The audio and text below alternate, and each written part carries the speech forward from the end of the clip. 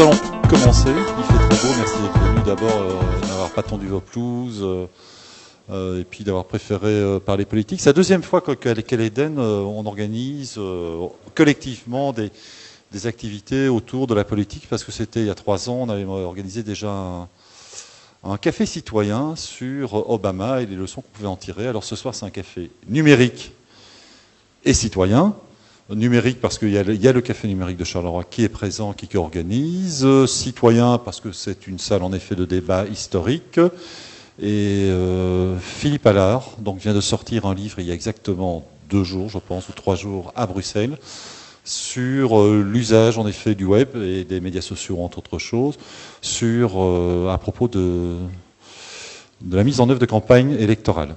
Alors, je remercie aussi nos témoins, mais j'ai besoin de cette feuille de papier, qui sont ici Kevin Saladé, qui va représenter officiellement, pour nous du moins, le PS, du moins qui se présente comme candidat à PS à Charleroi.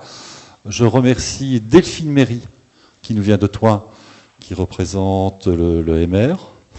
Et je remercie Luc Parmentier, qui va s'installer, qui va participer également au panel, que vous connaissez tous probablement si vous êtes Carolo, qui est la tête de liste écolo. Et nous n'avons pas de représentant CDH. S'il y a CDH. Si, oh pardon. Voilà. Qui est Pierre Foucard. Pierre Foucard, excuse-moi. Et donc nous allons passer 1h30 ensemble. Je ne vais pas faire très long, je vais passer la parole à Fabrice, qui va dire quelques mots. Mais quelques mots pour l'Eden. Déjà pour préciser qu'on a un panel particulièrement intéressant, puisqu'on a à la fois des candidats qui se présentent au communal et qui gèrent leur compte Facebook personnellement, et puis des attachés de cabinet, et qui parfois en plus sont candidats ou candidates, mais qui gèrent la page Facebook de personnalités politiques. C'est le cas de Delphine Méry pour l'échevin Cyprien de Villers, et de Pierre Foucard pour Véronique Salvi et Antoine Tanzili, pour les deux. Oui, donc candidats respectivement premier et deuxième de liste CDH à Charleroi. Mais simplement, oui, un petit mot d'accueil au nom du Centre culturel régional de Charleroi, au nom de l'Eden, simplement pour... on est très content d'accueillir à la fois Technofutur et le café numérique, simplement parce que un centre culturel, c'est pas qu'une salle de spectacle, c'est pas qu'une salle de théâtre et qu'une salle de concert. On avait la fête de la musique ici ce week-end, et on a une programmation théâtrale tout au long de l'année, mais c'est aussi un lieu de débat, c'est aussi un lieu ouvert à toutes les cultures, au pluriel, et notamment ouvert aux cultures geeks, aux cultures numériques. Et donc on est très très content de pouvoir, à partir de la saison prochaine, accueillir le café numérique une fois par mois pour cette initiative dans la brasserie. Je te passe la parole, Adrien. Voilà, merci. Donc ce partenariat qui se fait officiellement aujourd'hui. Donc peut-être un rappel rapide de ce qu'est le café numérique. Donc c'est juste une initiative qui se fait partout en Belgique, qui a pour but de réunir les passionnés de technologie. Ici t'es geek, mais pas uniquement. C'est la technologie au sens très large. C'est vraiment la culture numérique. Que ce soit, comme ici, les élections avec l'utilisation des réseaux sociaux. Nous allons toucher pas mal de sujets et nous invitons aux personnes qui habitent dans la région de ne pas hésiter à se manifester, parce que la culture numérique est très très vaste, et d'autant plus que nous sommes dans une région où ça prend quand même son sens avec un organisme tel que Technofutur TIC. Et donc je dirais, on a une continuité, on a l'éducation, et puis ensuite on a la passion qui continue donc avec nous au Café Numérique. Donc je vous invite à aller surveiller le site www.cafenumérique.be. Et ici nous avons des tweeters dans la salle, le hashtag c'est CN Charleroi, simplement. Un petit signe rapidement à Valsi Machinant David qui fait partie de l'initiative, et à Sylvain Denis qui participe avec moi à cette initiative.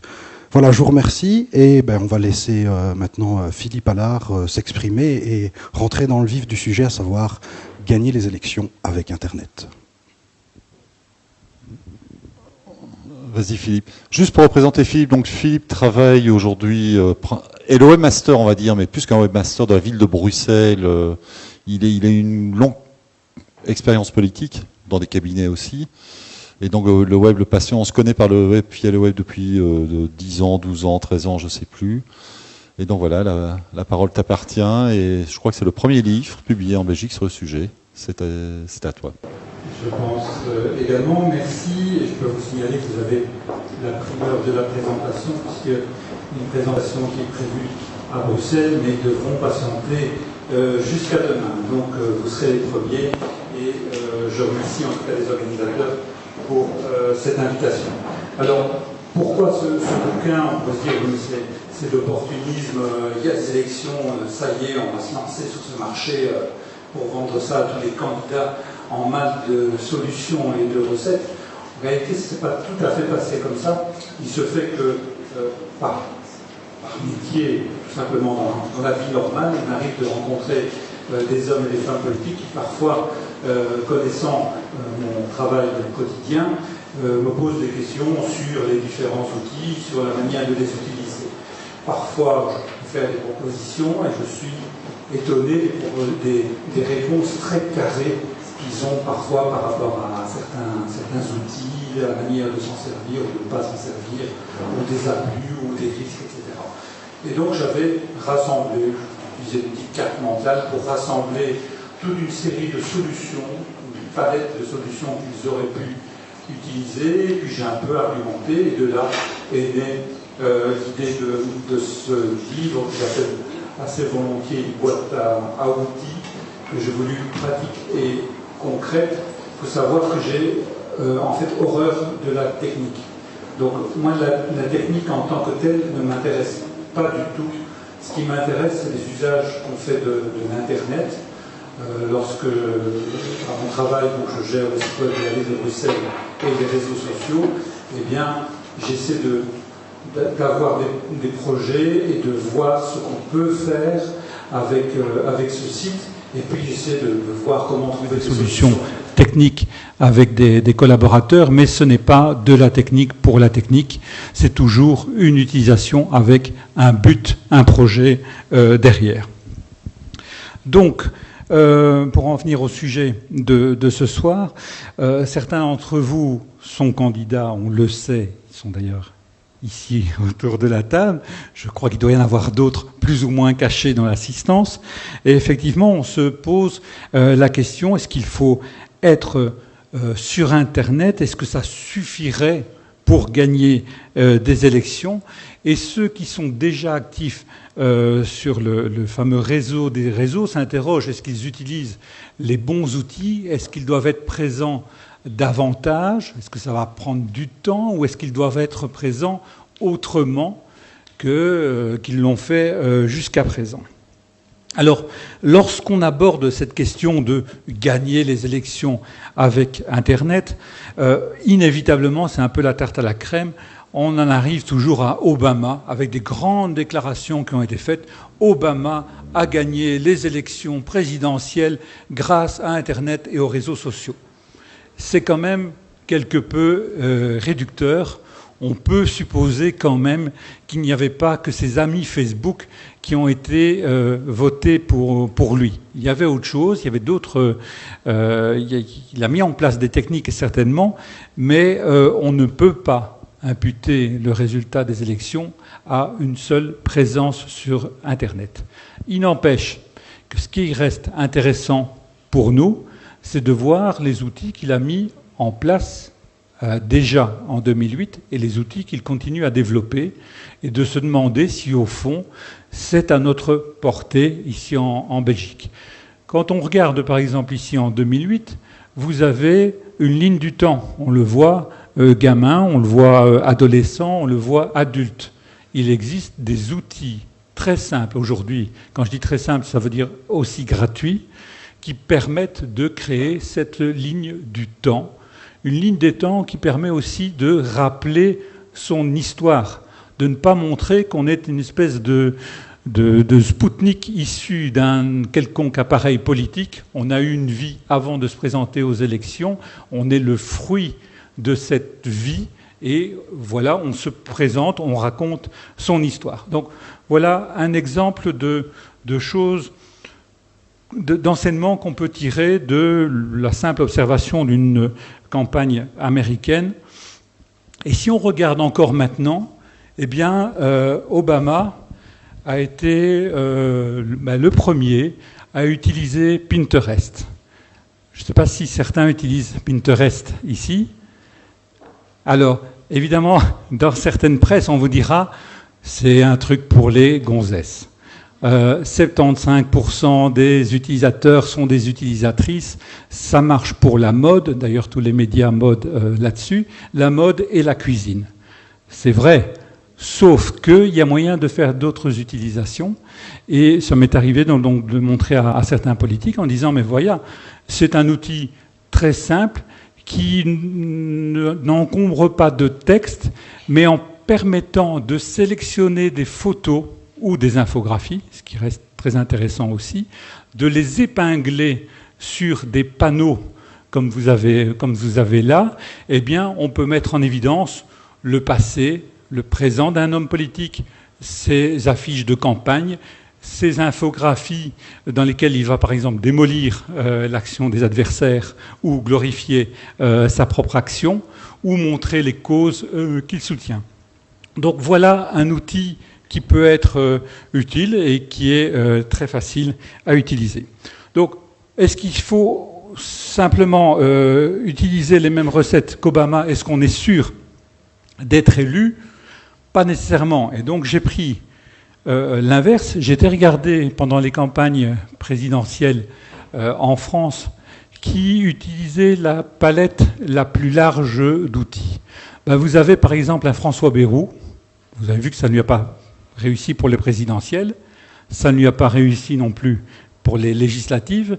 Mais ce malheureux avait pourtant fait preuve d'imagination. Il avait une application. Tous les candidats n'avaient pas une application qui permettait de voir sa campagne, de consulter les actualités et donc de le suivre. Il avait lui aussi utilisé Instagram. Instagram, vous connaissez, c'est un programme très simple qui permet de faire des photos, de les mettre sur ce fameux réseau social. Il y a moyen de rassembler aisément ces photos de manière à pouvoir, par exemple, le suivre au cours d'une campagne. Ce sont des photos qui, en général, ont une certaine texture, une certaine couleur, qui sont très, très tendances, et ça permet de changer des images de campagne habituelles. Ben, ça ne lui a pas réussi. Mais voilà, l'outil est là, rien ne vous empêche de l'utiliser. Cas contraire, autre, j'allais dire excellente, mais disons grande utilisatrice de tous ces outils, Marine Le Pen, avec notamment, vous le voyez, une application pour smartphone et également sa chaîne de TV. En fait, il y a des années, tous les candidats rêvaient qu'on leur tende un micro. Aujourd'hui, on ne doit plus attendre, on se le tend à soi-même. On s'enregistre et on peut se mettre en ligne avec Audioboo par exemple, ou on se met en ligne sur YouTube, Dailymotion ou Vimeo et on crée sa propre chaîne avec ses propres interviews, avec ses clips, etc. Donc ça devient un outil extrêmement facile. Ça ne lui a pas réussi non plus.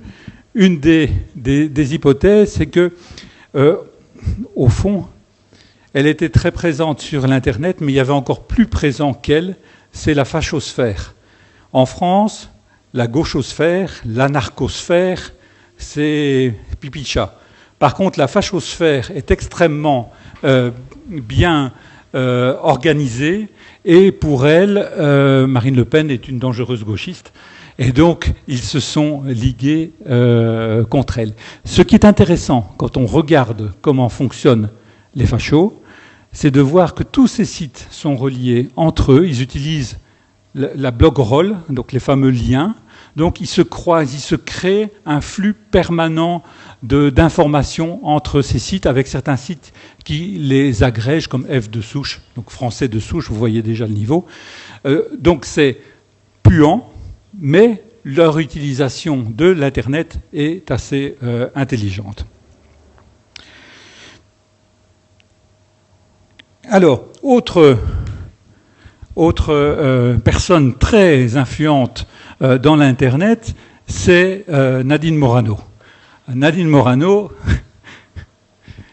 celle que les guignols appellent la poissonnière, eh bien, elle est une spécialiste du tweet clash, autrement dit du conflit via le tweet.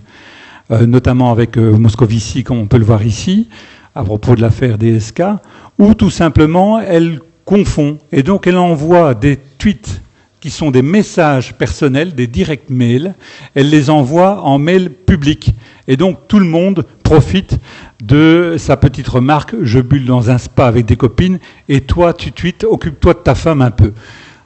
Donc vous voyez, il y a là un problème, c'est une faute dans l'utilisation de cet outil, et il y a comment dire, le fait qu'on a compté que cette personne pouvait tweeter des dizaines ou des centaines de fois sur une journée peut, à contrario, être absolument négatif. On peut se dire, mais cette personne est ministre. Comment peut-elle passer autant de temps à tweeter? Quand lui arrive-t-il d'étudier un dossier? Et vous avez, chez nous, parce que bon, on va toujours parler de la France, chez nous, vous pouvez vous poser des questions aussi par rapport à certains élus qui pourraient donner l'impression d'être quelque peu grossiers en n'écoutant pas les conseillers communaux, notamment de l'opposition, quand ils expliquent quelque chose, parce qu'ils sont occupés à tweeter, à le charrier ou que sais-je encore. Donc il y a là des comportements auxquels il faut faire attention et qui peuvent paraître un peu inconvenants. Donc il ne faut pas être un moment le roi du tweet, il peut y avoir des effets négatifs. Maintenant, c'est vrai aussi que les tweets, on leur accorde une certaine importance qui est quelque peu démesurée. On dit que 75% des internautes sont sur Facebook, mais que 8%, je crois, sont sur Twitter. Mais c'est les petites phrases de Twitter que la presse va pêcher. Vous avez, je crois que c'est le tweet du jour dans le Figaro, on ne va pas vous dire le post de Facebook le plus intelligent. Ce sont les tweets qu'on épingle. D'ailleurs, certains le disent. On écrit des tweets qu'à destination des journalistes, avec l'espoir que ça soit repris notamment dans la presse écrite. Pas pour toucher les vrais gens, plus les influenceurs et les politiques. Alors, évidemment, on peut donc tenter de se faire remarquer de différentes façons. Avant peut-être de passer à cette image sur Eva Joly, je voulais évoquer cet Internet qui n'est pas, me semble-t-il, la panacée. C'est un outil qui permet de faire passer des idées autrement et auprès d'autres publics. Et peut-être de se distinguer. On verra tout à l'heure jusqu'où. Alors, qu'est-ce que c'est que se distinguer? Alors, moi, j'aime bien prendre un exemple, c'est celui du bourgmestre député d'Étain-Puy, Daniel Sénéchal. Je ne sais pas si certains d'entre vous le connaissent ou sont amis avec lui. Le petit Daniel est un personnage coloré. Coloré, ce sont ses costumes et ses cravates, mais il est comme ça.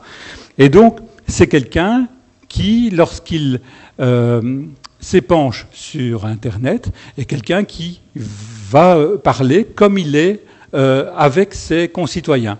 Il va expliquer ce qu'il fait, il va expliquer ses coups de cœur, ses coups de gueule, les choses qui vont, les choses qui ne vont pas bien, et il crée une certaine relation comme ça avec ses citoyens. Et c'est ça qui est intéressant, c'est de ne pas être différent sur le web qu'on ne l'est en réalité. C'est pas la peine de faire copain-copain sur Facebook quand on est un personnage hautain dans la vie réelle.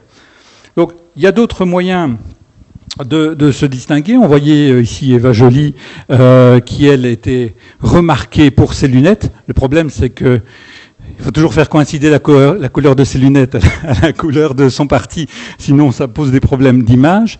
Et pour la petite histoire, elle utilise un site là qui s'appelle About Me. Ce sont différents sites de présentation. Hollande avait ça aussi, il y en avait d'autres. Ce sont des sites très simples qui tiennent en une page où on peut mettre, par exemple en annexe, un curriculum et où on établit des liens vers ces autres sites, vers les pages sur les réseaux sociaux, vers son blog de campagne, etc. Donc on crée d'autres endroits où on se présente de la manière la plus adéquate possible, ce qui crée aussi des liens vers ces sites et vers les réseaux sociaux. Alors, évidemment, le risque est toujours d'être réduit à un accessoire. Je voyais dans la presse qu'on prenait un candidat qui, lui, était coiffé d'une casquette, si je ne me trompe pas. C'est bien, le problème, c'est de ne pas être réduit à la casquette et de pouvoir montrer ce qu'on a en dessous. Donc, voilà, le web permet peut-être de mettre ça davantage en évidence, d'attirer l'attention, mais il faut quand même à un moment aller plus loin. Alors on pourrait se dire, mais au fond, avant, quand il n'y avait pas l'Internet d'aujourd'hui, qu'est-ce qu'on faisait? Eh bien, les candidats disposaient souvent d'un site web, d'un email, d'une lettre d'information, et puis il y a eu la révolution des blogs. Alors ces outils existaient, ça ne veut pas dire qu'ils étaient bien utilisés. Et vous voyez, je ne sais pas si vous vous rappelez, ça Désir d'avenir de Ségolène Royal. À l'époque, c'est un site qui avait coûté assez cher et qui avait été la risée de tout le web français, parce qu'il était assez has-been, au point d'ailleurs qu'il y a eu des détournements, comme la version Minitel. Et donc, effectivement, il y avait bien des sites web il y a quelques années, mais ça ne veut pas dire qu'ils étaient gérés. Donc moi, j'ai rencontré des élus qui avaient aussi des fonctions nationales. Eh bien, leur site n'était plus à jour parce que leur assistant parlementaire avait suivi une formation Dreamweaver, mais seulement 3 mois après, quand elle devait reprendre son programme Dreamweaver, elle avait oublié les apprentissages. Et en plus, elle n'avait pas beaucoup de temps. Et donc, on avait des sites qui étaient comme ça, quasi morts, ou des sites vitrines où il n'y avait qu'une information souvent obsolète.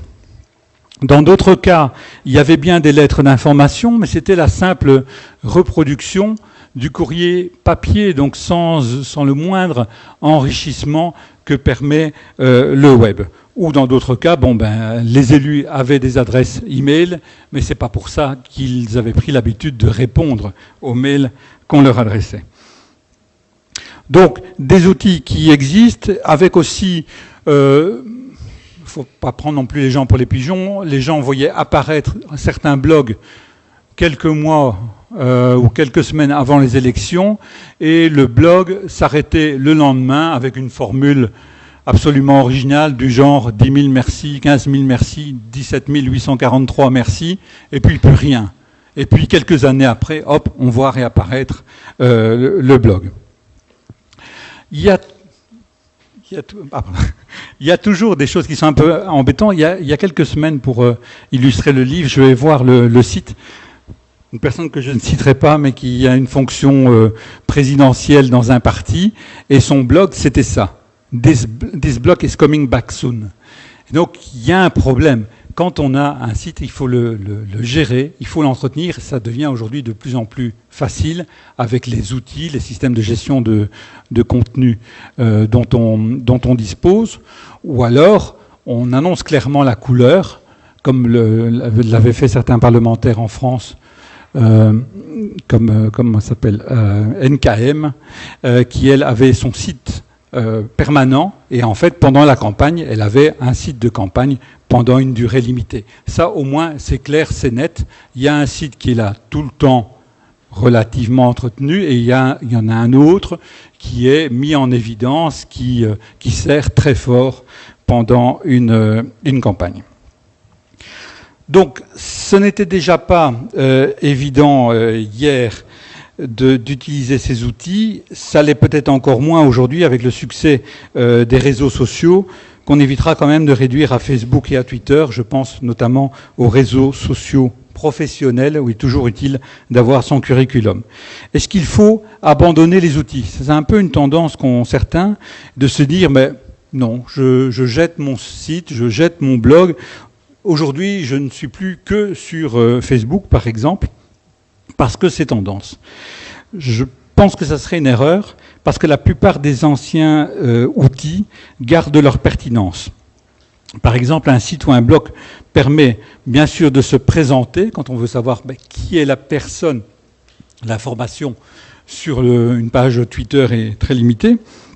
sur un blog, on peut avoir davantage d'informations, on peut avoir des articles un peu plus costauds, et on peut avoir toute une série de pièces annexes, et je reviendrai tout à l'heure sur tous les contenus qu'on peut annexer. Donc voilà, ici un exemple, le blog de Pierre Moscovici. C'est un simple blog fait sur WordPress, donc c'est une formule gratuite. Maintenant, faut quand même modérer les choses. Gratuit, ça ne veut pas dire qu'il n'a pas mis de sous derrière, parce que c'est quand même un blog qui a une certaine allure, et donc probablement eu soit un militant, un prestataire, un mercenaire, pour lui donner un peu tout cet environnement, toute cette couleur du site. Donc il y a parfois quand même un peu de... Même si l'outil est gratuit, il faut quand même faire quelques petites dépenses.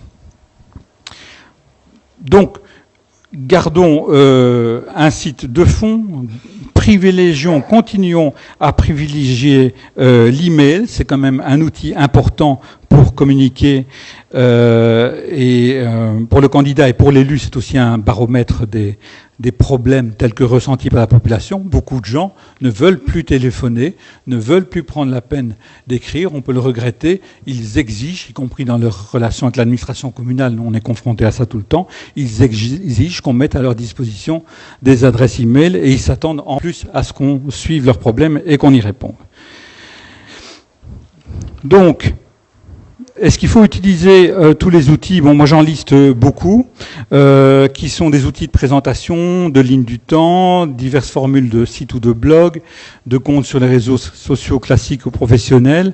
Il y a aussi la possibilité, comme on le disait tout à l'heure, de produire des vidéos, des présentations PowerPoint, des PDF, tout ça à proposer sur des sites de partage, et on peut aussi créer des infographies. Donc voilà, par exemple, un exemple d'une députée française. Eh bien, elle a fait un bilan en plusieurs pages qui peut être feuilleté sur le site Calaméo. C'est un site fort agréable. On peut ensuite encapsuler l'article. Donc un militant peut s'en emparer et le mettre sur son propre blog et le faire circuler comme ça. Et donc, il y a clairement, avec des moyens simple, juste la mise en page du document, il y a là le moyen de diffuser très largement un bilan, alors qu'il ne serait pas nécessairement facile d'aller l'imprimer et de le mettre dans toutes les boîtes de la commune ou de la région. Donc, mon sentiment par rapport à tout cela, c'est qu'il faut examiner toute la palette d'outils, d'étudier leurs usages et de se lancer dans l'utilisation de ceux qui vont paraître les plus appropriés pour chacun. En fait, ce n'est pas simple. Il faut observer les pratiques, maîtriser les réglages, et c'est pas évident. Je crois que ceux qui ont déjà essayé de régler les paramètres de confidentialité de Facebook savent que c'est pas très très facile à gérer. Il faut respecter un peu les codes et l'étiquette propre à l'outil, ne pas aller bombarder de messages les gens. Vous savez que certains journaux, par exemple, ne balancent pas plus d'une information sur Facebook par heure, histoire de ne pas enquiquiner les gens et histoire évidemment qu'il n'y ait pas de désabonnement. Est-ce que gérer tout cela, est-ce que c'est une activité chronophage? Est-ce que vous, candidats, vous aurez le temps? Alors j'ai l'impression que c'est quand même une question de méthode. Si je reprends l'exemple du petit Daniel, eh bien lui, bon évidemment il se lève à 4 heures du matin, et son premier boulot, ça doit être se faire du café et réagir sur les réseaux sociaux. Je crois qu'il y consacre 1 heure, 1 heure et demie, et après, il passe à la commune et il va qu'à ses différentes opérations. En fait, je dirais qu'on a réinventé ce que faisaient les bourgmestres ou les échevins dans le temps. Je regarde l'histoire des bourgmestres de la ville de Bruxelles. Le bourgmestre et les échevins étaient seuls. Il n'y avait pas de directeur de cabinet. Il n'y avait pas de conseiller attaché ou collaborateur, parfois un brin pléthorique ou parfois un peu doublon avec l'administration qu'ils contrôlent en même temps. Ils étaient tout seuls. Évidemment, les enjeux n'étaient pas les mêmes, la population n'était pas la même. Et qu'est-ce qu'ils faisaient? il y avait une partie du temps, de telle heure à telle heure, était consacrée à la correspondance. Ces messieurs correspondaient. Eh bien, c'est un peu ça aujourd'hui. Il faut, à un certain moment, prévoir du temps pour correspondre à travers les réseaux sociaux et donc communiquer ainsi avec ce jeu qui est un peu difficile de passer d'un réseau à l'autre, avec une logique qui est parfois différente, avec une écriture qui est parfois différente. On n'écrit pas de la même façon sur LinkedIn ou Viadeo, réseau professionnel, que sur Facebook, sur Twitter ou dans un blog où là on s'affiche de manière un peu plus officielle. Je reviens d'ailleurs sur les questions d'écriture. Moi je suis effrayé de voir combien certains mandataires négligent ce qui est un droit fondamental, c'est à savoir le droit d'auteur. Quand je vois reproduire in extenso des articles de presse sans autorisation préalable et express du journaliste et de l'éditeur, et parfois même de scanner et de le reproduire comme ça en ligne, je trouve ça, d'une part, effrayant, surtout quand c'est des gens qui ont voté les lois qui le font. Même chose pour l'utilisation de photos qu'ils vont piquer à droite et à gauche. Et en plus, ça n'est même pas intéressant, parce que sur un blog, ça ne sert à rien de dupliquer du contenu. On peut créer des liens vers des contenus existants, mais il est plus intéressant de donner un point de vue complémentaire, donc d'enrichir ce contenu avec un point de vue et d'adapter son écriture au blog. Les blogs les articles sont parfois renvoyés vers les réseaux sociaux. Ce qui compte, c'est par exemple de soigner son titre pour qu'il soit significatif quand il est lu par un fil RSS, quand il est lu comme ça tout seul sur un tweet ou sur Facebook. Est-ce que tout cela est cher ? Bon, la plupart des outils que j'évoque sont gratuits. Évidemment, dans certains cas, le produit gratuit est un produit d'appel, je pense par exemple aux lignes du temps.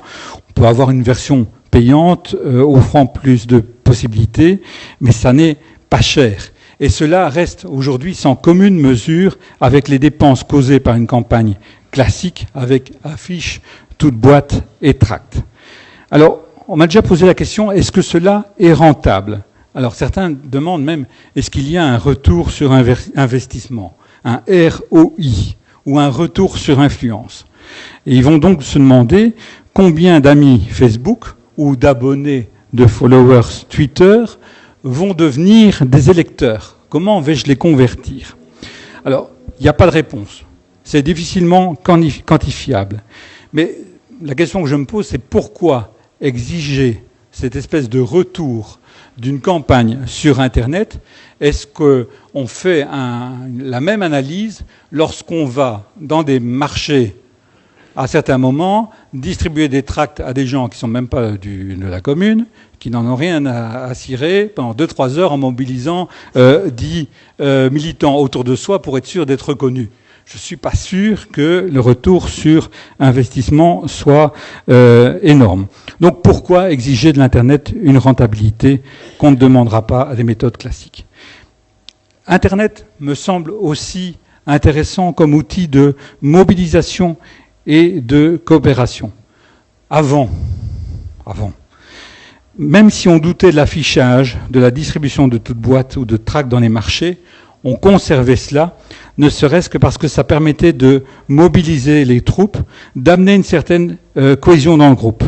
Certains d'entre nous, plus vieux peut-être, on connaissait ces atmosphères enfiévrées avec des équipes qui sillonnaient la commune pour tenir les panneaux jusqu'à la dernière minute autorisée. Alors, avec la satisfaction d'avoir repris un panneau juste avant leur limite, et puis le lendemain, il fallait tout recommencer. On savait que ça ne servait à rien, que ça coûtait de la colle, de l'énergie, du papier, mais le but de l'affaire était de mobiliser des militants. Et moi, j'ai envie de dire qu'aujourd'hui, les militants, on peut les mobiliser autrement. On peut peut-être même les mobiliser plus intelligemment. Il ne faut pas, pour utiliser les compétences des militants dans l'éthique, il ne faut pas nécessairement s'entourer d'informaticiens, de webmasters.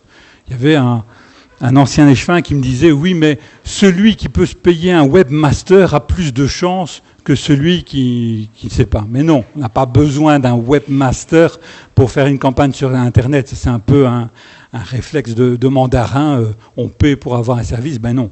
Il y a moyen d'investir soi-même, de mettre ses mains dans un peu de cambouis et surtout de s'entourer d'une équipe ayant des compétences. La compétence, ça peut être gérer le contenu d'un blog, aider éventuellement à réécrire les articles pour qu'ils soient lisibles sur Internet. Ça peut être l'animation de communauté, on en a parlé tout à l'heure. Ça peut être des compétences dans le domaine du graphisme et de la mise en page pour ce qui va être diffusé via le web, ou de la photo ou de la vidéo. Si on suit un candidat, une campagne, on peut faire ce qui se faisait tout à l'heure avec Behrouz et Instagram. On peut filmer et utiliser ça aussi en vidéo. Donc, il y a la possibilité de travailler ensemble à une campagne, de travailler ensemble à un programme, et non pas un programme fait par 3 apparatchiks ou celui qui savait écrire dans un coin. Ben non, il y a un peu plus qu'une personne qui sait écrire et qui sait penser normalement dans une section. Eh bien, les gens peuvent travailler ensemble à des documents. On peut même faire appel aux citoyens, on peut même imaginer que les citoyens pensent.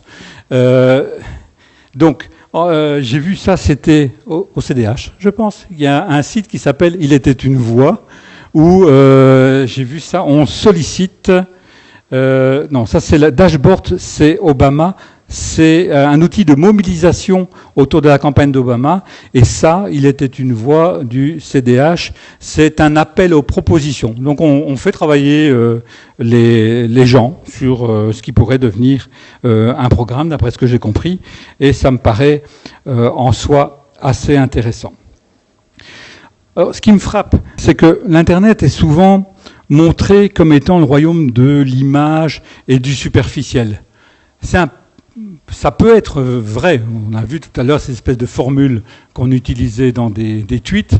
J'ai vu par exemple ici des sections de partis à Bruxelles qui mettaient une belle image où il était écrit le bilan, sauf que c'était que l'image de la couverture et il n'y avait pas moyen d'avoir le bilan, par exemple en PDF, ce qui est un peu sot. C'était de l'image, la bête image et rien de plus. Donc ça n'est pas faux dans certaines pratiques, c'est parfois superficiel.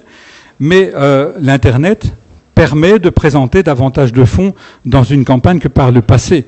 Les anciens moyens de communication de campagne se rédigeaient souvent, je l'ai dit, une affiche, un slogan, un tract ou une lettre.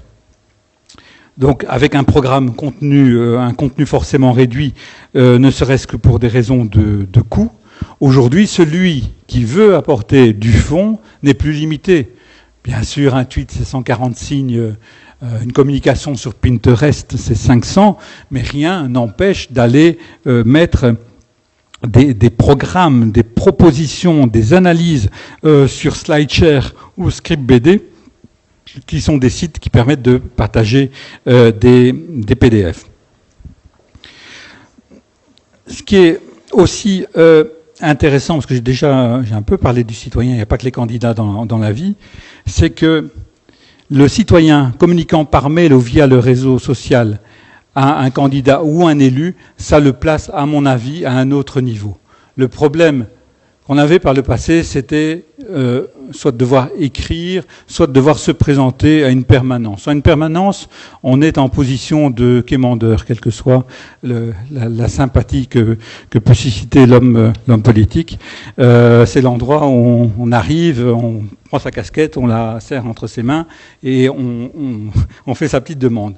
Ici, quand on est dans un système de relations dans les réseaux sociaux, il y a une espèce d'égalité entre internautes. Ça ne veut pas dire que les gens sont nécessairement plus familiers, ils ne sont pas nécessairement d'ailleurs plus irrespectueux pour cela, mais je dirais qu'il y a un traitement un peu plus égal à égal et je crois que chacun en profite. Quand je disais on peut mettre des choses un peu plus constructives, ici je prends un exemple, c'est François Hollande, l'agenda du changement. En son temps, ils avaient mis en ligne ce qu'ils voulaient changer. Ça s'est traduit en ligne du temps, non plus une ligne de temps comme Obama pour montrer le passé, mais pour montrer le futur. Et donc voilà, on a toutes les phases de son programme et on pourra vérifier qu'il se met en œuvre. Maintenant, je voudrais dire aussi, à la fois au grand public et aux journalistes, il faut que nous exercions notre vigilance de citoyens pour les uns et que nous revenons aux bases du métier pour les autres. On ne doit pas hésiter à interpeller les candidats et à vérifier leur dire. De plus en plus, on l'a vu aux États-Unis, on le voit en France, il y a des infographies qui sont mises là, qu'on peut contester, qu'on peut vérifier, qui permettent de jeter un œil sur un bilan. Là, c'était l'emploi en matière aux États-Unis, donc depuis que Obama était là. Ici, c'est le PS qui montre que l'éducation est sacrifiée par Sarkozy. Tout cela donc a été fait par des candidats contre d'autres candidats. C'est un peu la publicité comparative qui vient des États-Unis. Maintenant, les citoyens peuvent aussi s'organiser pour aller démonter les propos des uns et des autres, et les journalistes peuvent le faire aussi. Alors, on pourrait dire, oui, mais ça c'est fact-checking, la vérification de faits, c'est l'ABC du métier de journaliste. D'accord, sauf que les conditions de travail sont telles actuellement qu'on doit nécessairement produire un certain nombre de papiers par jour, éventuellement sans pouvoir les vérifier, et donc on retrouve parfois des communiqués qui sont reproduits sans le moindre contrôle sur les chiffres qui sont cités. Et maintenant, il y a un peu ce phénomène qui vient des États-Unis, qui avait été mis en place par le PolitiFact, qui avait eu d'ailleurs le prix Pulitzer pour cela. Chaque fois qu'un politique faisait une déclaration, il le soumettait au truthomètre, donc en France on a appelé ça le véritomètre, c'est-à-dire qu'on analyse la proposition. Est-ce que c'est vrai? Est-ce que c'est faux? Est-ce que c'est en partie vrai, en partie faux? Et donc le résultat donc, était publié sous forme d'image avec une explication. Les journaux, comme vous voyez là avec les décodeurs, alors je pense que c'était dans l'IB, mais enfin, il y avait des initiatives un peu dans les grands journaux français, on rentre dans ce système de décodage de l'information. Quand il y a eu des émissions en direct où un candidat disait je n'étais pas à telle soirée ou pour collecter les fonds, et bien quelques minutes après, sur les tweets, on trouvait un démenti avec un lien vers une preuve. Donc, on rend le pouvoir aux citoyens, on rend le pouvoir aux journalistes. Tout ce qu'on demande, c'est d'être aujourd'hui vigilants. Et rien ne nous empêche d'ailleurs de faire ce vrai ou faux à l'échelle locale. Alors, est-ce qu'on court des risques en s'exposant comme ça sur Internet? Bien sûr. Alors là, un exemple, c'est le jeu.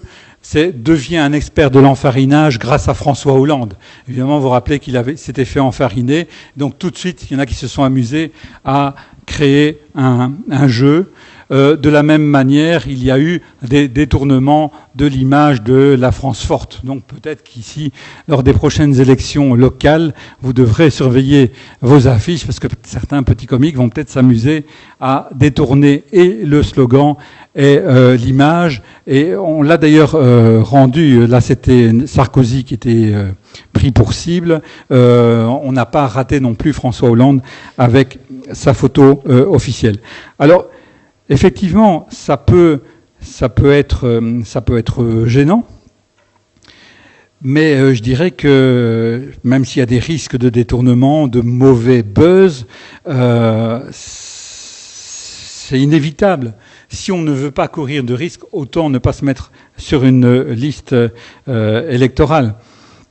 Donc voilà, ça peut arriver. Maintenant, si je reviens à la question initiale, peut-on gagner les élections avec Internet? Je ne pense pas qu'un être sorti du néant pour se propulser dans l'Internet risque de devenir bourgmestre en Wallonie, comme ça. Oui. Par contre, une bonne utilisation des réseaux sociaux pourrait permettre de s'attirer les sympathies nécessaires pour peut-être gagner l'un ou l'autre siège, pourquoi pas faire basculer une majorité. Et puis, cette utilisation de l'Internet n'est pas toujours innocente, elle n'est pas toujours tournée contre les autres partis. Ça a parfois une utilité à l'intérieur d'une liste. Certains qui n'ont pas nécessairement été bien casés seront bien contents de grappiller un certain nombre de voix pour monter un peu plus haut et peut-être revendiquer d'autres choses un peu plus tard. Voilà, ça c'est aussi quelque chose qui existe.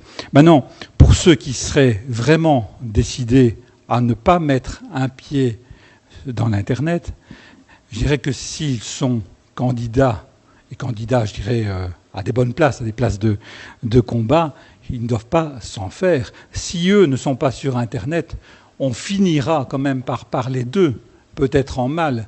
Donc il vaut peut-être mieux allumer les contre-feux avant déjà être présent pour bénéficier de cet avantage que n'auraient pas ceux qui interviendraient assez tardivement sur l'Internet. Voilà. J'espère ne pas avoir été trop long, mon cher Pierre.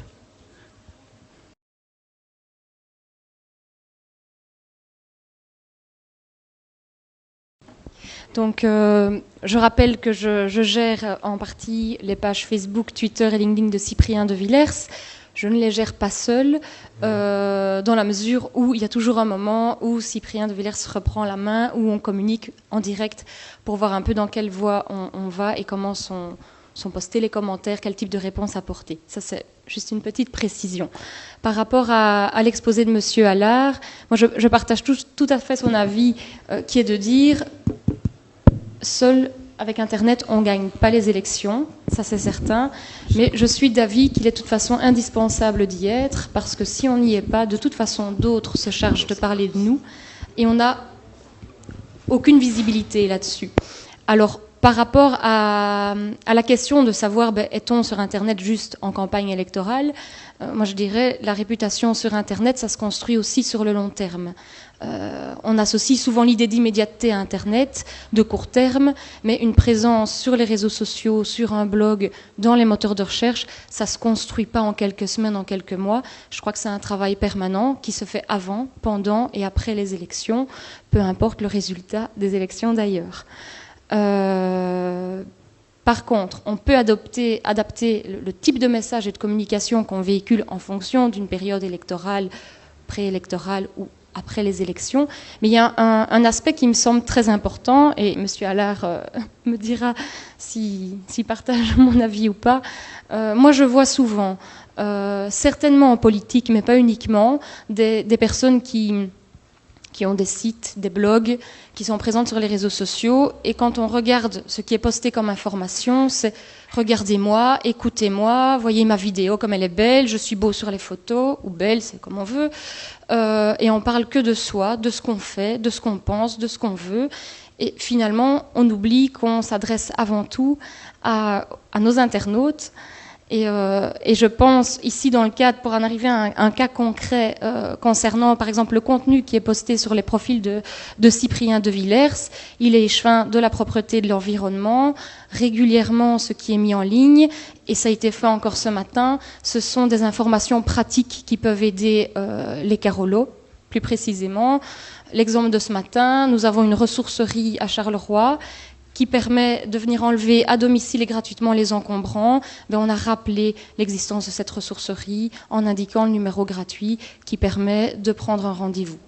On rappelle régulièrement aussi le numéro vert de la propreté, puisque sur les profils de Cyprien, on a régulièrement des Carolos qui disent dans telle rue, près de chez moi, j'ai remarqué qu'il y avait un dépôt clandestin. À ce moment-là, on répond de toute façon toujours à l'internaute en lui rappelant le numéro vert, mais en disant que de toute façon, sa demande a été transmise au cabinet et que s'il y a besoin de précision, on n'hésitera pas à recontacter la personne, mais qu'en tout cas, sa demande est prise en charge. Et ça se fait aussi sur les réseaux sociaux. Justement, ça se gère, il y a aussi des réactions négatives en direct. Oui. Comment vous avez approché cette façon donc de gérer votre communication très proche de votre électorat par les réseaux sociaux? Alors évidemment, on a des réactions positives, des réactions moins positives.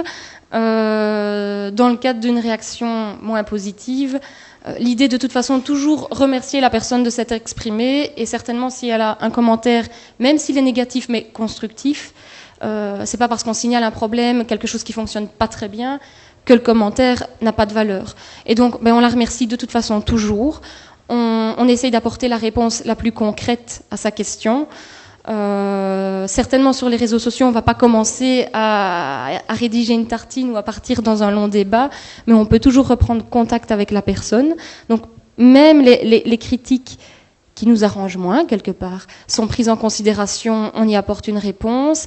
Et Monsieur Allard l'a mentionné aussi tout à l'heure, quand on crée une communauté autour d'une personne, il y a aussi les défenseurs de cette personne qui interviennent. Donc, on va toujours apporter une réponse parce que c'est une question de respect de l'internaute, mais on aura aussi des amis Facebook qui sont vraiment plus nos défenseurs et ceux-là vont également intervenir pour appuyer le discours. C'est important, comme je dis, pas pour qu'on se dise on n'apporte pas de réponse, quelqu'un d'autre l'a fait, mais pour donner plus de crédibilité à notre message. Si on est les seuls à dire voilà ce qu'on fait ou voilà la solution, ce sera peut-être moins crédible que si 3-4 autres personnes interviennent avec le même message.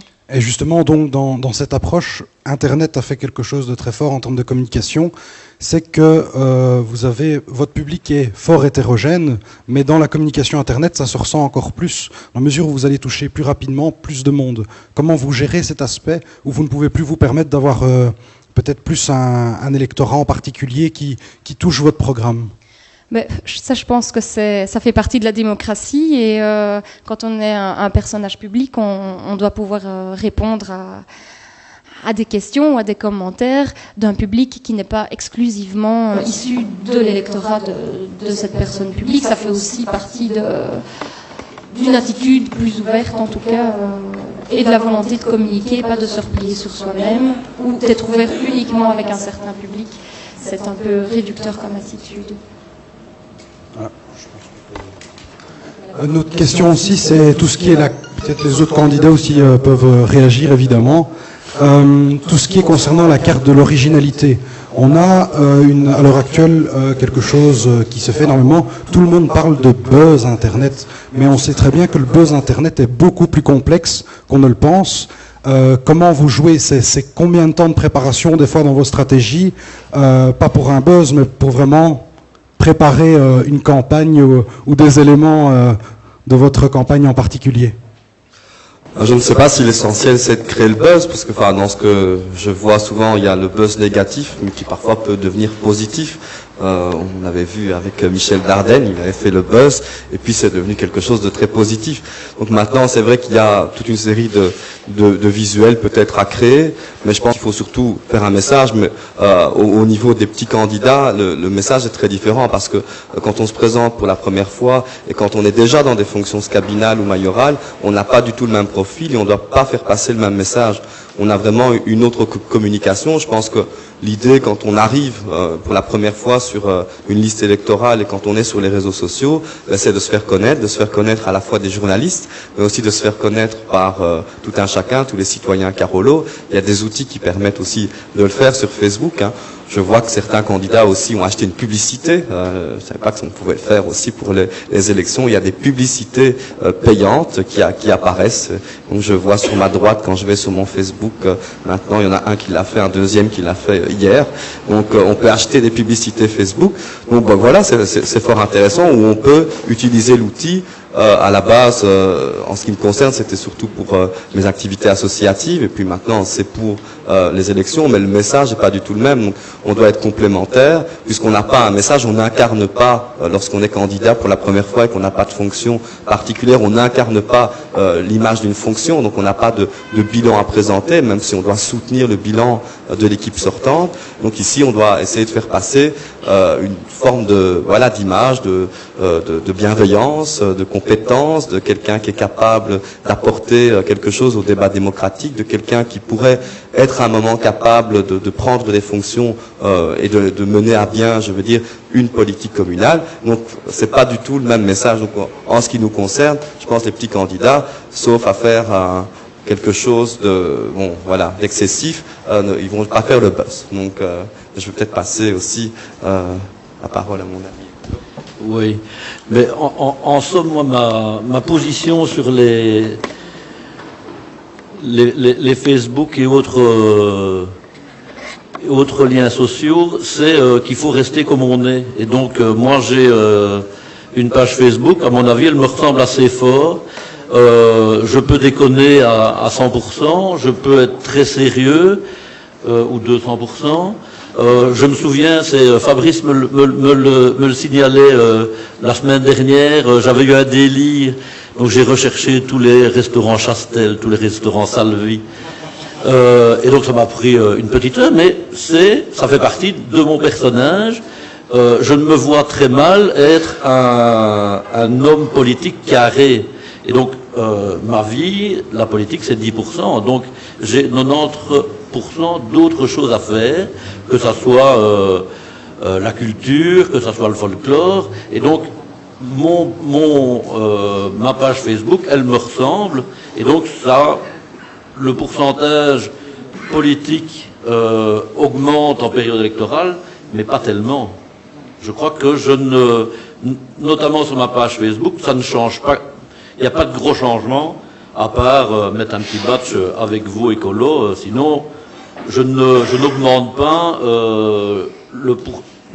le pourcentage d'articles politiques communales sur cette période. Peut-être juste un petit complément d'information. Donc, nous, on travaille sur plusieurs pages Facebook pour le CDH, pour les 2 têtes de liste, et on a aussi une page CDH Charleroi. Ce qui est important, nous, je crois qu'on essaie de faire passer beaucoup d'informations utiles par Facebook. C'est pas toujours marrant, c'est pas toujours les informations que les gens recherchent en premier, mais c'est nous ce qu'on essaie de faire passer comme message beaucoup. Entre autres sur ce qui se passe dans la ville, sur des offres d'emploi et ainsi de suite. Ça crée du passage, les gens viennent voir et les gens s'intéressent. Et alors, les candidats ont leur page à eux sur laquelle ils se permettent de déconner et d'être plus naturel et plus communicatif. Et donc nous, on trouve ça important en général de faire passer vraiment des parties de programme et ainsi de suite. On n'a pas toujours le retour espéré, parce que c'est pas toujours ce que les gens recherchent, mais c'est vraiment important. Je tenais peut-être à rajouter un petit point par rapport à la communication Facebook. On fait une campagne pour le moment, je suis Carolo, vous avez vu des camions passer avec des photos des têtes de liste. Le but est de faire réagir les gens par Internet, et on se rend compte d'une grosse difficulté, c'est le fait des gens de passer de la vie réelle à Internet. Entre guillemets, si on fait une communication par Internet, par Facebook ou par des sites, les gens réagissent par Facebook ou par des sites. Si on fait une communication par du porte-à-porte, par des affiches, eh bien, on a moins de retours sur Internet. Les gens ont du mal à passer de l'un à l'autre directement. De faire une petite incise. Moi, en somme, c'est moi qui me tape tout le boulot. Donc, en termes de timing, entre un travail normal à temps plein, un boulot de conseiller communal de l'opposition, chef de groupe qui doit faire emmerder un petit peu la majorité, être l'aiguillon de la majorité, le temps qu'on a à consacrer à sa page Facebook ou à son blog ou à d'autres sites est très minime, et donc ça devient très énergivore en termes de temps. C'est ça, à mon avis, c'est le temps le plus grand problème. J'aurais 2 sbires qui pourraient travailler pour moi, mais je ne suis pas sûr que ça me ressemblerait. Donc moi, je préfère travailler tout seul. J'ai peut-être une question que vous allez pouvoir passer tous le micro. À titre personnel, donc vraiment vous, de manière générale, comment les réseaux sociaux, Internet a changé, enfin en tous les cas si vous avez vécu cette transition, a changé votre manière de voir les choses et de vivre ces élections. Comment vous avez tous vécu, chacun, je pense que c'est un point de vue intéressant de voir votre point de vue à chacun, donc de comment a changé Internet, comment Internet a changé votre façon de communiquer. Bon, on peut commencer. À titre personnel, vraiment. Exactement, oui. Tout d'abord, je dois dire que je suis devenue une véritable webaholique, comme je le dis souvent. Je suis absolument obsédée par les réseaux sociaux. Je pense qu'il y a quelqu'un dans la salle qui me connaît qui peut très bien le confirmer. Donc ça a changé forcément une partie de mon mode de vie. dans la mesure où quand je me lève, j'ai envie de me connecter, avant d'aller me coucher, j'ai envie de vérifier ce qui s'est passé quand j'étais pas là. Donc voilà, c'est peut-être pas l'exemple à suivre, mais c'est très énergivore. Mais moi, ça me pèse pas, parce que jusqu'à présent, j'aime ça. Mais bon, ce que ça a changé à titre personnel, moi je dirais ce que je trouve vraiment intéressant, mais là je m'écarte vraiment des questions politiques, c'est que grâce à Facebook, j'ai retrouvé le contact avec des personnes que je n'aurais sans doute plus croisées ou avec lesquelles j'aurais plus communiqué sans les réseaux sociaux. Et je trouve ça très intéressant parce que il ne faut pas croire que parce qu'on a des relations sur les réseaux sociaux, on n'en a pas dans la vie réelle. J'ai lu un article, mais je ne saurais plus citer la source, qui disait les personnes qui ont un nombre important de relations sur Facebook ou autres réseaux, mais je pense que Facebook est le plus utilisé, sont aussi celles qui nourrissent le plus de relations réelles et de contacts directs. Et moi, ça m'a aidé en tout cas à retrouver certaines personnes ou à communiquer plus souvent avec des personnes qui n'ont pas forcément le temps de sortir parce qu'elles ont une famille et on les voit moins souvent sortir, ou bien qui habitent à Liège, ou bien même dans d'autres pays, et ça permet de garder un contact constant. Et là, je trouve sur un plan plus personnel, c'est très intéressant, indépendamment d'une stratégie politique ou autre. On peut passer la parole à... C'est vrai qu'au début, donc, quand on s'est tous mis sur les réseaux sociaux, c'était pour essayer d'organiser une soirée pour les 10 ans de sortie de l'Athénée Royal Ernest Solvay de Charleroi. Donc on voulait faire un truc pour les 10 ans. On avait une sorte de bloc qui n'était pas trop mal fait, mais tout le monde ne savait pas se connecter. Donc voilà, on s'est retrouvés comme ça entre anciens de l'Athénée Royal, qu'on ne s'était plus du tout vu. Et donc même on a encore des contacts avec des gens qui sont partis à l'étranger. Donc c'était un peu ça au début, Facebook. Après on évolue, et puis en organisant toute une série de choses, on organise au niveau du Centre d'Action Libre que je préside toute une série d'activités, de conférences et autres. Et après, on rencontre des gens qui nous rajoutent. Et puis, le problème dans cette communication, c'est qu'il arrive parfois des soirées où il y a quelqu'un qui se précipite vers vous, qui vous dit « Ah, comment ça va ?» Et on a l'impression, moi, parfois je dis « C'est qui celui-là ?» Mais je dis « Bonjour, comment ça va ?» Mais quand on interagit beaucoup sur Facebook, la tête, elle apparaît. Mais il y a des gens qui se mettent sur Facebook pour voir, et pas forcément pour interagir, agir ou interagir. Et donc, quand ces personnes-là ont une communication passive, je veux dire, avec Facebook, qui regardent, qui se mettent, même parfois des gens qui ont énormément de contacts, mais parfois on ne les reconnaît pas tous. Et donc, c'est pas toujours évident, mais ça permet de rencontrer des gens parce que la première barrière, même si c'est une barrière virtuelle, elle est franchie. Elle est franchie parce que la personne en face, on a l'impression de la connaître. Bon, il y en a d'autres qu'on dit, ben voilà, on est amis sur Facebook, et donc on peut commencer à interagir. Oui, mais j'ai une question à poser sur le fond quand même qui me dérange. Et je me fais l'avocat du diable pour tous ceux qui me connaissent. Tu es un homme d'idées, de contenu, de fond. Or, jusque maintenant, tous vous me parlez d'interaction. Or, vous représentez des partis, derrière il y a des programmes et des idées. Or, ici avec Fabrice, on peut en attester, on avait participé à quelques années, on nous avait donné les stats dans un grand homme politique de Charleroi, où finalement, les programmes politiques, tout le contenu, les gens s'en foutaient sur Internet, tout ce qui les intéressait, c'était les photos, c'était l'interaction immédiate. Comment toi, tu le vis, et peut-être les autres, comment vous le vivez? Parce que finalement, Facebook, c'est faire du tractage, mais version numérique. Oui, tout à fait. Donc ici, de toute façon, on attend, on a encore une dernière réunion pour la finalisation du programme. On a eu toute une série de commissions. Donc, pour être sûr de ne pas commencer à faire des propositions qui sont complètement à côté de la plaque, par rapport à ce qui a été décidé par le parti. Donc on doit avoir la version définitive très prochainement. Une fois qu'on l'aura très prochainement, je pense que c'est à chaque candidat de débattre du fond, parce surtout quand on est jeune candidat, on ne va pas commencer à se dire spécialiste de tout. Moi, je vois sur des vieux sites internet où il y a toujours, d'il y a 6 ans, 593 fois merci. Donc voilà, ils n'ont pas été élus, ça se passe ici. Et donc on voit, je m'intéresse à l'emploi, au logement, à l'enseignement, à la culture. Ça, c'est pas possible. Je pense que quand on est un candidat pour la première fois, on doit cibler des intérêts et des dossiers dans lesquels on pourrait faire avancer les choses. Mais tout ça viendra en son temps, parce que pour moi, effectivement, il y a le 14 juillet, c'est le vrai commencement de la campagne, et puis les vacances vont arriver, donc je pense qu'on va commencer vraiment à parler des idées. Le problème quand on sort d'une majorité, c'est qu'il faut défendre le bilan.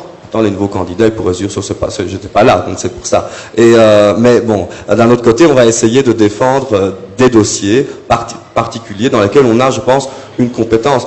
Bon, ici, la plupart des candidats, ils ont des qualités parce qu'ils sont connus dans tel ou tel réseau, parce qu'ils ont fait telle ou telle chose. Et il y a des gens qui vont être actifs au niveau syndical, au niveau du logement, au niveau de la propreté, au niveau de la culture, qui ont une expertise au niveau de l'enseignement. Et je crois que dans tout un programme, chaque candidat va devoir défendre. Oui, il faut soutenir évidemment l'ensemble du programme et pouvoir répondre et interagir avec les personnes qui posent des questions. Mais je pense pas que chaque candidat va soutenir s'il y a les 100 propositions. Ça, c'est pas possible. Donc, il faudra cibler à ce moment-là. Et je pense que ça, à partir de mi-août, on va commencer vraiment à aller dans le fond, à aller dans les propositions, puisqu'il y aura toute une série de choses qui seront plus ou moins générales. Et là, on peut essayer de décliner et de proposer des choses relativement neuves pour faire avancer les choses à Charleroi ou dans la périphérie. Citoyen et la périphérie de Charleroi. Le jardin, du moins. La grande périphérie. Pour revenir sur le programme, mais nous on a l'habitude de le mettre sur le site de la locale d'Écolo Charleroi, et donc heureusement pour les gens, parce que la plupart du temps ça fait une petite brique d'une centaine de pages, et donc c'est pas très lisible, et donc sur le site de la locale on sait le retrouver, et moi je compte, mais pas tout de suite, reprendre des têtes de chapitre et le décliner, mais pas sur ma page Facebook, sur mon blog. Parce que Facebook, à mon avis, c'est un autre choix. Et donc, sur mon blog, mais c'est trop tôt, je crois. Le blog est alimenté par l'actualité concrète actuelle. La campagne, à mon avis, elle va commencer fin août, début septembre. Ça sera un petit peu plus hard. Mais pour l'instant, c'est calme. Ben, je vais un peu dans le même sens aussi. Nous, on est en train d'écrire le programme. Et donc, pour le moment, on ne parle pas trop de fond. On essaye de créer une communauté, créer des équipes. Et en fait, une fois que le programme sera écrit, on pourra en parler justement plus précisément. Okay. Nous sommes dans un café numérique, je le rappelle. Technofuturtique offre généreusement des boissons. Il y a des jetons en barre, donc ceux qui veulent aller se désaltérer, c'est aussi l'occasion. N'oublions pas que nous sommes dans un café numérique et c'est avant tout l'interaction. Donc maintenant, nous allons passer à vos questions aux candidats. Est-ce qu'il y a des personnes qui veulent... Je vais...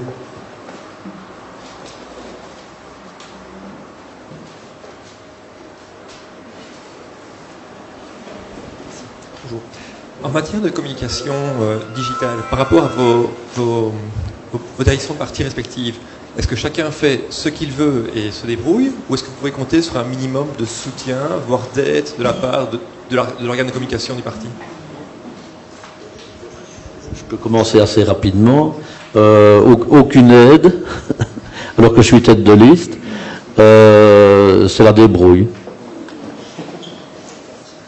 Mais c'est pas plus mal.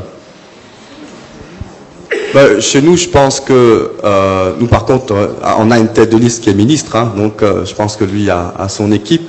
Je pense que ceux qui ont une équipe peuvent compter sur une aide, mais pour le reste, pour les candidats, il n'y a pas d'aide du parti en lui-même, c'est-à-dire que on peut avoir du matériel promotionnel, on peut éventuellement demander un canevas de site internet, mais qu'il faudra pouvoir quand même alimenter, parce que c'est pas toujours simple non plus, même si pour les bons geeks, ce n'est pas très compliqué de faire un petit WordPress, mais voilà. Donc pour le reste, ce que le parti nous offre, c'est uniquement la photo, et donc on peut faire voilà un peu ce qu'on veut, même parfois n'importe quoi. Mais il y a déjà une chose, c'est qu'il y a un site de la locale de Charleroi sur lequel tous les candidats sont présentés et sur lequel on parle de tous les candidats. Donc déjà, pour le candidat qui n'est pas du tout sur Internet, il y sera quand même parce qu'il sera soutenu par le parti. Et alors, on essaye de donner un coup de main et de donner des conseils tant au niveau des folders que les candidats réaliseront qu'au niveau de leur site et du contenu qu'ils diffusent, quoi. Donc il y a un soutien de 2-3 personnes qui travaillent dans les cabinets et qui peuvent aider un petit peu. Moi, je rejoindrai ce que Kevin a dit. Hein. Il y a une certaine liberté, quelque part, dans le fait de construire un site qui peut faire aboutir à ce qu'on est tout et n'importe quoi. Maintenant, je pense que en se prémunissant du n'importe quoi, cette liberté est intéressante justement pour que les les candidats puissent construire un site ou un blog qui colle peut-être plus à leur personnalité, et on sait bien que certains cherchent plus l'originalité, ils veulent axer leur image, leur design sur quelque chose qui va beaucoup plus marqué, être plus original, d'autres vont aller vers la sobriété. Bon, ça c'est la liberté de chacun. Ce qui est de toute façon fourni, mais est-il vraiment de le préciser, c'est tout ce qui est identité visuelle. On ne peut pas transformer le logo, en faire ce qu'on veut, il est fourni, et le logo ou une police de caractère, des couleurs, etc. Sinon, la liberté est là. Voilà, n'oublions pas que nous avons nos candidats, mais Philippe Allard est aussi présent, donc si vous avez des questions à lui poser concernant son livre, c'est l'occasion. C'est combien ? Oui, les tarifs, les infos, on les donnera après, évidemment. Bonsoir. Donc on parle d'interaction. Je voulais savoir un petit peu la censure, quelle place elle avait dans ce domaine au niveau de Internet. Donc vous avez des agents qui surveillent 24h/24 ce qui se passe, ou bien comment ça se passe ? Bah, je pense qu'il y a plus une auto-censure qu'une censure. Si à un moment on va trop loin, qu'on est à côté de la ligne, je pense que les candidats doivent s'en rendre compte. Mais évidemment, il faut avoir une certaine conscience. Mais je pense que ceux qui sont là, s'investissent depuis quand même quelques années dans le Parti socialiste, savent quelles sont les valeurs du Parti socialiste. Et bon, même s'il y en a qui parfois sont à côté de la plaque sur certains petits dossiers. Mais bon, voilà, normalement, on doit savoir jusqu'où on peut aller et jusqu'où on ne peut pas aller. Donc, c'est plus une forme d'autocensure. Peut-être une réaction, j'ai déjà vu des politiques qui étaient parfois un peu agacés par des commentaires sur les blogs. En général, on leur recommande quand même de les modérer a priori, donc de ne pas laisser venir n'importe qui commenter et puis de découvrir parfois le lendemain ou plus tard des propos qui pourraient être assez graves ou offensants, comme on peut retrouver d'ailleurs malheureusement dans des sites de presse. Donc a priori c'est pas plus mal. Alors évidemment il y en aura toujours qui vont crier à la censure, mais on ne peut que rappeler pour les commentateurs qu'il y a des règles, et qu'un éditeur, lorsqu'il laisse un propos délictueux, peut lui-même être poursuivi, il en porte la responsabilité. Donc ça, c'était pour les blogs et pour les commentaires. Je disais, par expérience, j'ai l'impression que les gens sont assez calmes dans leurs commentaires sur les réseaux sociaux assez souvent. Ce à quoi il faut faire parfois attention, c'est à ses amis. Je me suis déjà rendu compte en allant sur le site d'une personne qui est une complotiste notoire, qui va vous parler de l'attentat de Sierre. Vous savez, l'accident où il y a eu 28 ou 22 enfants morts. Pour cette personne, c'est un attentat parce que c'est pas normal qu'on fasse disparaître en une fois autant d'enfants. Donc ce sont des adeptes des réseaux complotistes pédophiles d'État. Et si vous regardez sa page, vous ne trouvez que des députés, échevins, conseillers, etc., qui ont un jour accepté d'être amis. Donc à un moment, il faut quand même jeter ou être attentif si on est alerté, et à certains moments pouvoir jeter des soi-disant amis qui se servent en fait de votre notoriété sur leur propre page. Je vais juste rajouter une chose. Au-delà de ses amis, parfois il faut aussi se méfier de sa famille. Parce que quand on est dans un projet comme ça politique, moi j'ai eu à bloquer ma mère par exemple il y a 2 semaines parce qu'elle aime bien mettre des messages voilà, est-ce que tu passes dimanche après-midi ? Je fais un article, je fais un lien sur un article très polémiste, et puis elle met le commentaire, est-ce que tu vas passer dimanche après-midi ? Donc voilà, ça parfois aussi ça peut contribuer à perdre un peu de crédit. Oui, sur le nettoyage des amis, c'est assez simple. Tout propos raciste, fasciste, c'est direct à la poubelle, et le soi-disant ami avec. Donc, normalement, je refais un tour de temps en temps des friends pour voir s'ils sont vraiment amis, c'est pas des crapulos fascistes ou autres crapules qui traînent. Sur la censure, simplement, mais sur les blogs en général, il y a toujours on peut approuver ou pas avant un commentaire, donc en général ça s'est fait, mais sur Facebook ça va tellement vite qu'en général c'est quasiment impossible de le faire. Et en général, supprimer un commentaire, c'est souvent mal vu, donc c'est assez dangereux. Mais il y a des fois, on est obligé quand ça dépasse les limites. Mais voilà, un commentaire négatif, en général, on est obligé de le laisser parce que ça a été vu et ça a été aimé, donc on est obligé de le laisser. Voilà. Alors pour la partie café numérique, il faut savoir que Fabrice surveille Twitter de très près et il y a des réactions assez intéressantes, donc je vais laisser la parole à Fabrice qui va rebondir sur ce qui se passe. Tout d'abord, un tweet de Carl Minet qui signale qu'un site doit être alimenté au jour le jour, et c'est le cas notamment de celui de l'échevin de l'enseignement à Charleroi, qui se reconnaîtra. Et puis un tweet de dénonciation de Nicolas Schmitt qui signale que le dépôt clandestin dont Delphine Méry parlait ce matin, c'est le sien, donc cette soirée n'a pas... Et puis une question ou un tweet un peu plus pertinent ou impertinent de Caroline qui fait remarquer qu'à écouter les invités, les réseaux sociaux égale Facebook et Twitter donc.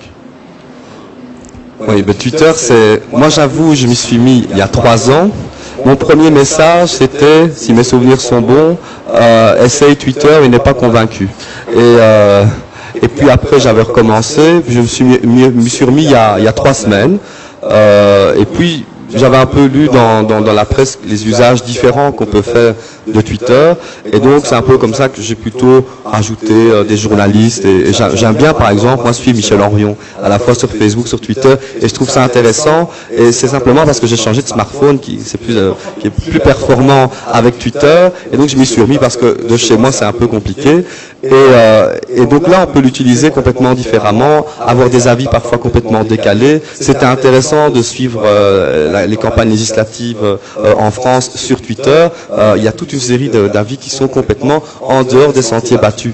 Et donc effectivement, Twitter, on l'utilise, mais différemment. Moi, j'ai fait un lien, je crois que je vais le retirer parce que c'est pas. J'ai fait un lien direct de mon Twitter à mon Facebook, mais quelque part, c'est pas le même. Donc maintenant, je passe mon temps, je mets Twitter, je mets mon tweet, et puis je vais sur Facebook, je supprime, et je mets un autre message sur Facebook qui ressemble mais qui n'est pas tout à fait le même parce que c'est pas le même public, c'est pas la même communication.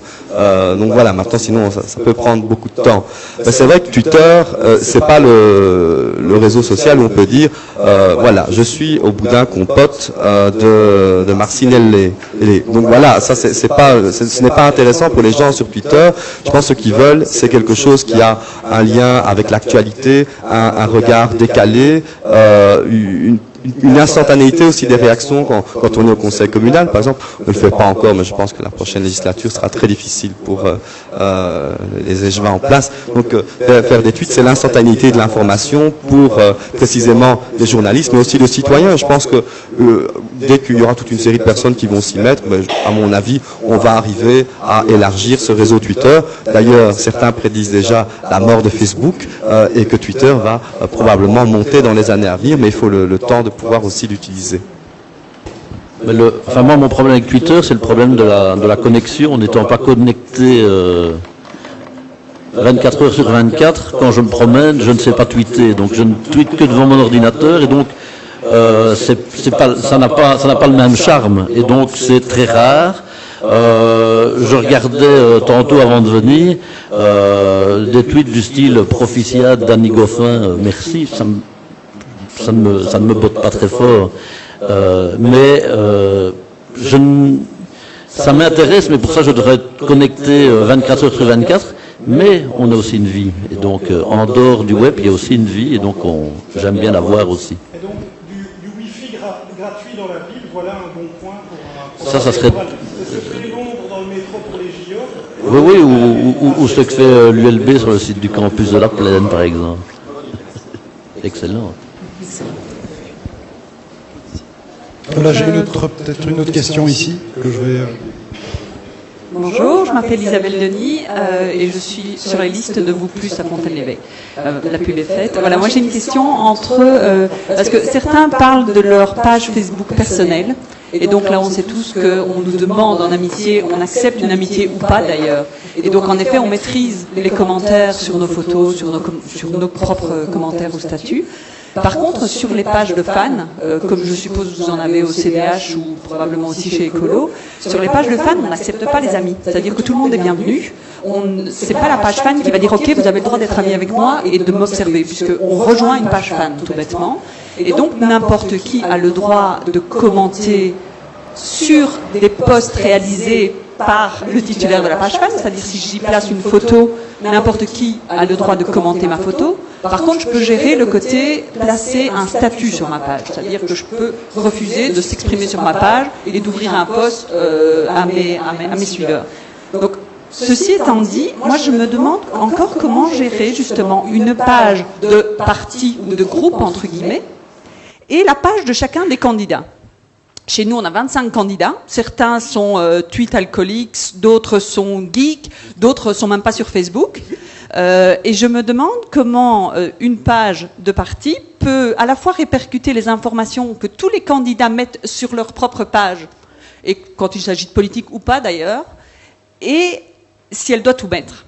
Enfin, vous voyez ce que je veux dire? Et je me dis aussi, dans la ville, dans sa commune, on se vend pas nécessairement soi-même, mais on va vendre son groupe.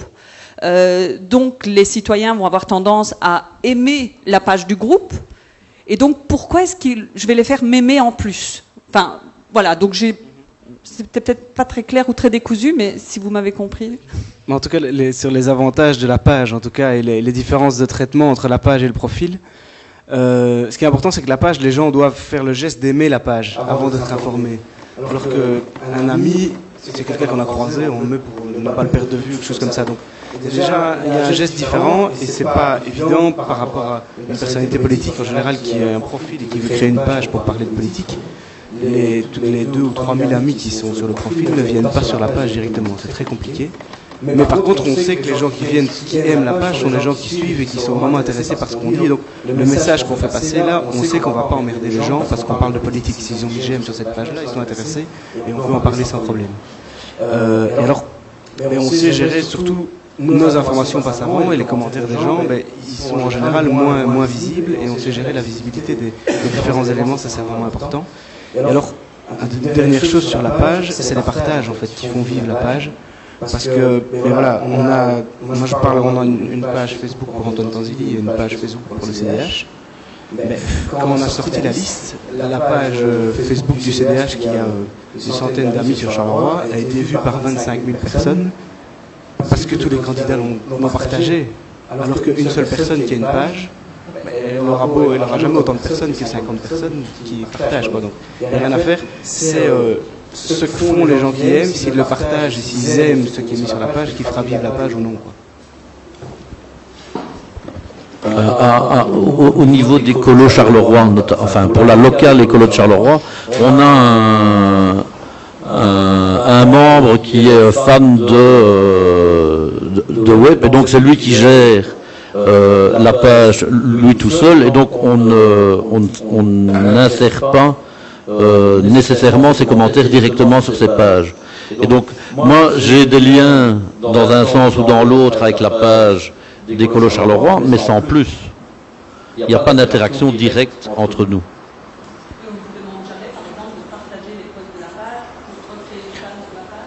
Si, mais ça, on le fait de manière, je ne vais pas dire automatique, mais récurrente. Quand on a un article qui passe sur la page qui nous intéresse, on le relance sur Facebook et inversement, mais c'est en bonne intelligence, il n'y a pas une stratégie en somme. Je pense qu'on va laisser une autre question encore, monsieur, ici. Oui, c'est tout simplement par rapport... moi, je voyais le titre « Gagner les élections avec Internet ». J'aurais voulu voir un point d'interrogation après, ou bien perdre les élections avec Internet. Peut-être aussi, vous avez un peu soulevé les différents cas. Je pense que les nouvelles technologies révolutionnent toujours nos vies. Hein. L'apparition du téléphone a révolutionné les rapports et la communication à l'échelle planétaire. La télévision aussi a révolutionné les rapports sociaux entre peuples et entre... je crois que nous n'avons pas aujourd'hui suffisamment de recul que pour un peu poser des questions fondamentales par rapport à Internet, par rapport à ces nouvelles technologies, à ces nouvelles techniques. On aborde tout l'aspect technique, tout l'aspect technique, mais le substrat, on ne le touche pas suffisamment. Parce que je pense que, je me pose une question fondamentale, vous pouvez me répondre peut-être, est-ce que Internet, Facebook, n'est pas un peu antinomique ou bien par rapport aux politiques, hein, d'une manière générale? À un moment donné, nous vivons une rupture qui a pris naissance depuis quelques décennies par rapport aux politiques. Elle s'est accentuée beaucoup sur certains pays. Nous avons vu un petit peu, il y a une résurgence en France avec les primaires socialistes et la suite des élections qui ont suivi. Mais on a vu que l'apport d'Internet a donné l'occasion aux citoyens de s'organiser et de mettre des réseaux en place, que ce soit des comités de quartier, que ce soit des forums citoyens, que ce soit toute une série de choses. Et en même temps, il y a cette distance par rapport aux politiques. Hein? Et quand on voit un peu l'appel d'Edgar Morin, de toute une série d'intellectuels un petit peu par rapport aux citoyens, on voit que ce mouvement est en train de s'amplifier au détriment de la forme classique politique qui existait autrefois. Et c'est à ce niveau-là que j'aimerais bien qu'on puisse... à mon avis, je crois que nous n'avons pas suffisamment de recul. Je pense que si on doit faire un diagnostic, on doit faire un diagnostic en termes économiques. Internet, toutes ces nouvelles technologies, on peut poser la dimension économique qui est hyper importante. Et là, on ne l'aborde pas suffisamment. Mais pour le reste, je crains fort que nous n'avons pas suffisamment de recul actuellement. Pardon ? La question, c'est par rapport aux politiques. Est-ce que concrètement, Internet et ces nouvelles technologies font du tort aux partis politiques oui, voilà. Je crois que j'avais évoqué, pour moi, ce qui est fondamental, c'est que ça change le mode de relation avec certains politiques. Et donc, on pouvait estimer que, peut-être pas dans le village où tout le monde se connaît, mais bon, dans des territoires un peu plus étendus, où on élisait quelqu'un et puis éventuellement on n'était pas nécessairement content, et puis on le réalisait ou pas 6 ans après, l'élu devenait, ou était assez lointain. Maintenant, on a un mode d'interpellation permanente. Et là, je pense que ça change le rapport entre le citoyen et l'élu, avec cette remise en question permanente, cette interpellation permanente. Puis, en dehors même des aspects de type élection, je pense que les citoyens ont un moyen de s'exprimer maintenant qui est très très fort. On voit dans certaines communes, on évoquait tout à l'heure les questions de propreté. Les numéros verts, les gens n'aiment pas nécessairement d'aller appeler, ils sont au bureau, ils sont occupés, ils n'ont pas envie d'appeler, ils n'ont pas envie de justifier, ils préfèrent envoyer des mails. On ne leur permet pas d'envoyer des mails, ils vont utiliser les pages Facebook. Il y a des villes dans d'autres pays où il y a des systèmes où on peut signaler les problèmes en ligne. On n'en veut pas en Belgique. Qu'est-ce qu'ils font ? Ils créent un blog de signalement des problèmes ou des pages Facebook consacrées à la propreté dans tel ou tel quartier. Donc il y a une possibilité pour le citoyen, s'il n'est pas entendu par les voies habituel, s'il n'a pas un relais dans la presse ou que sais-je, de se faire entendre et de manière très très forte, qui obligera d'ailleurs le mandataire souvent à réagir et très rapidement, peut-être plus rapidement que c'était par le passé. Moi, je vais en profiter pour rebondir, parce que justement, sur Facebook, une page a été créée où étaient invitées des personnes qui voulaient faire part de différents problèmes de propreté à Charleroi. Et on a été, Cyprien de Villers a été invité dans ce groupe. Et finalement, les choses se passent tout à fait correctement, puisque les citoyens ont trouvé un espace où s'exprimer et on leur apporte une réponse. Et donc on a des réactions positives, moins positives, mais en tout cas, on voit que les internautes sont toujours heureux d'avoir une réponse et de voir que derrière la réponse, il se passe quelque chose. Voilà. Est-ce qu'il y a d'autres questions encore, que ce soit à Philippe Allard ou au candidat ? Non, alors je vais poser une... Oui.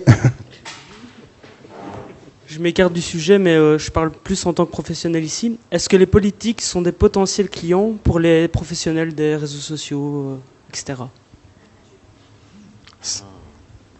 Oui, si on augmente la dotation des partis. Mais c'est difficile parce que dans les candidats, il y a candidats et petits candidats et très gros candidats. Donc ceux qui ont évidemment les moyens de faire appel à un service com dans un cabinet ministériel ou dans une administration, enfin un cabinet scabinal, oui évidemment, ou bien un petit candidat qui a beaucoup d'argent au niveau du privé. Mais pour les petits candidats, généralement, c'est pas l'objet. Effectivement, à chaque fois, enfin moi je vois, il y a eu pas mal de nouvelles têtes ici à Charleroi, de jeunes députés. Ben, il a fallu le temps, mais ils ont dû faire appel à des professionnels pour un site internet. Mais somme toute, pour leur gestion de compte Twitter, Facebook et autres, c'est uniquement leur équipe qui le gère. Mais effectivement, pour la création c'est un mix entre un site internet et un blog souvent fait avec WordPress. Ça, ils ont dû faire appel à des professionnels, mais c'est généralement plutôt ponctuel.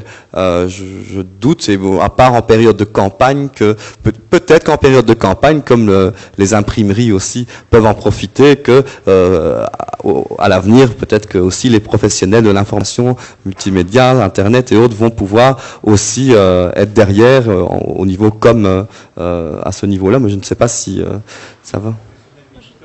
Il y a les professionnels militants aussi, donc enfin, voilà, ça existe, qui se mettent au service, je veux dire, d'un candidat. Donc soit ils sont eux-mêmes candidats et savent le faire eux-mêmes, mais ils se mettent aussi au service d'un candidat. Ça existe. Si on a la chance d'avoir dans son équipe autre chose, je pense qu'il faut de tout. Hein. C'est comme pour gagner une élection, on ne la gagne pas uniquement par Internet. Donc l'idéal, c'est d'avoir des gros bras pour aller coller et un spécialiste comme web designer et autres. Donc ça, c'est l'équipe avec les compétences les plus complètes, je pense, qui va essayer d'aller dans toutes les niches et faire entendre sa voix un peu partout, qui va réussir à percer.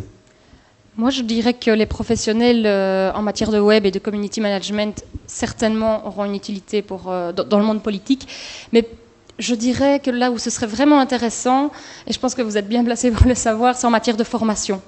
Parce qu'au quotidien, pour gérer un blog ou une page Facebook, on ne peut pas toujours demander à des externes de le faire, à des agences de communication. Donc voilà, ce qui est très intéressant, c'est que les personnes qui sont sur Internet, que ces personnes soient capables d'utiliser correctement Internet dans les messages qu'elles délivrent et dans la manière de les délivrer. Et en termes de formation, on voit qu'il y a des livres qui commencent à apparaître. Celui-ci est le premier concernant les élections et le lien direct fait avec Internet. On voit qu'il y a encore beaucoup de chemin à parcourir. Et quand on veut être présent sur les réseaux sociaux, la plupart du temps, on apprend comment, un peu sur le tas, ou en suivant quelques community managers influents, particulièrement sur Twitter, qui sont toujours là pour délivrer leurs conseils. Voilà. Est-ce qu'il y a encore des personnes pour une dernière question ?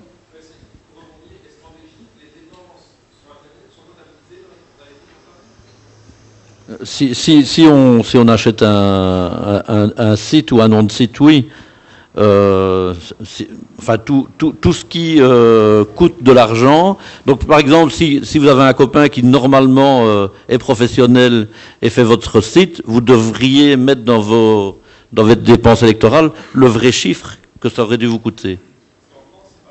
Oui, mais en Belgique c'est assez carré. Sauf si on achète avant le 14 juillet. Même si tu l'achètes avant le 14, enfin c'est si on l'a déjà avant, mais pas le 11 juillet. C'est ça le problème. Voilà.